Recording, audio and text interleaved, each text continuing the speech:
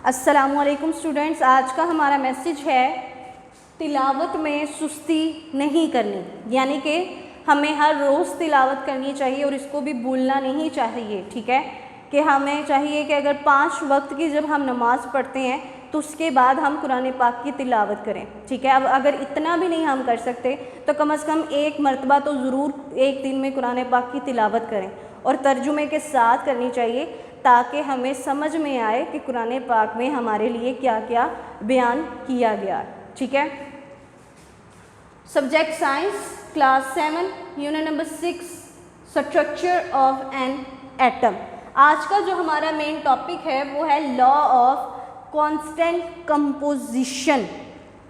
Law वो कानून, constant एक जितना, ठीक है, हम कह सकते हैं कंपोजिशन उसके अज्जा जो हैं वो सेम होते हैं। यानी कि इसमें हम एक ऐसा लॉ जिसमें हम कहते हैं कि कंपोजिशन किसी भी एलिमेंट की, कंपाउंड की सेम होती है, कांस्टेंट होती है। ठीक है, तो इसकी अगर हम डेफिनेशन करेंगे तो वो कुछ यूँ होगी,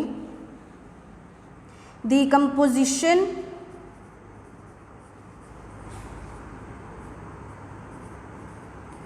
of a compound is always the same as the compound was made। यानी कि हम कह सकते हैं किसी भी कंपाउंड की जो कंपोजिशन है, ठीक है, कंपाउंड हम कहते हैं कि एलिमेंट्स मिलकर कंपाउंड बनाते हैं, मेड अप ऑफ एलिमेंट्स, यानी कि एलिमेंट्स ज्वाइन होकर बनाते हैं कंपाउंड। ठीक है, वो एलिमेंट्स सेम भी हो सकते हैं, वो डिफरेंट भी हो सकते हैं। फॉर एग्जांपल वाटर, तो उसमें अगर हम देखें तो हमारे पास 2 हाइड्रोजन और 1 ऑक्सीजन होती है। ठीक है, तो ये हमारे पास एक कंपाउंड है। उसके अलावा कार्बन डाइऑक्साइड गैस, ये भी हमारे पास एक कंपाउंड है। ठीक है, इसमें एलिमेंट्स ने मिलकर क्या बनाया है, कंपाउंड।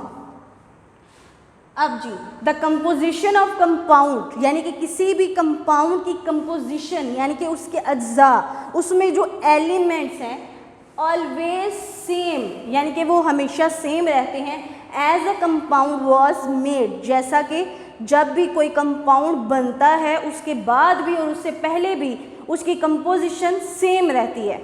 फॉर एग्जाम्पल वाटर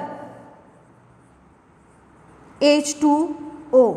ठीक है, अब अगर इस वाटर को हम रिवर से हासिल कर रहे हैं, सी से हासिल कर रहे हैं, ठीक है, उसके अलावा वेल्स से ले रहे हैं, यानी कि किसी भी जगह से अगर हम पानी को ले रहे हैं, ठीक है, तो अगर हम उसकी कंपोजिशंस चेक करेंगे तो वो यही होगी कि H2 और 1 ऑक्सीजन, यानी कि 2 हाइड्रोजन और 1 ऑक्सीजन मिलकर ही वाटर बना रहे होंगे।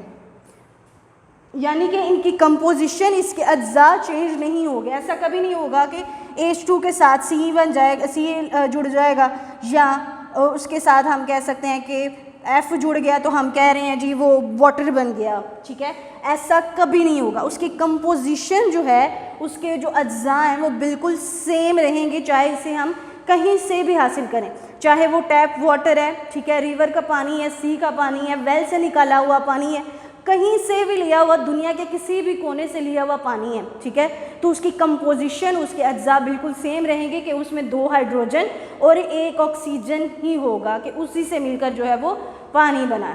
दूसरी इसकी एग्जांपल हम ले सकते हैं कार्बन डाइऑक्साइड गैस की, CO2।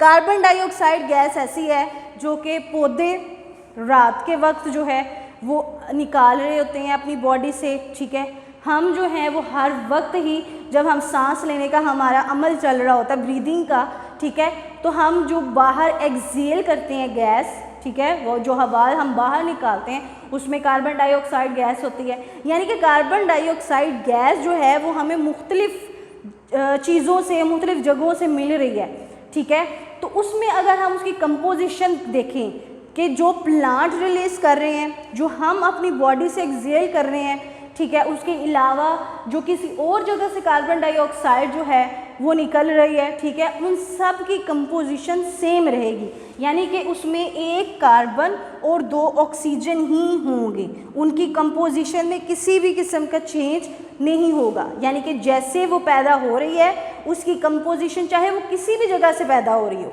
ठीक है, वो प्रोडक्ट उसकी कंपोजिशन में किसी किस्म का चेंज नहीं आएगा, ठीक है।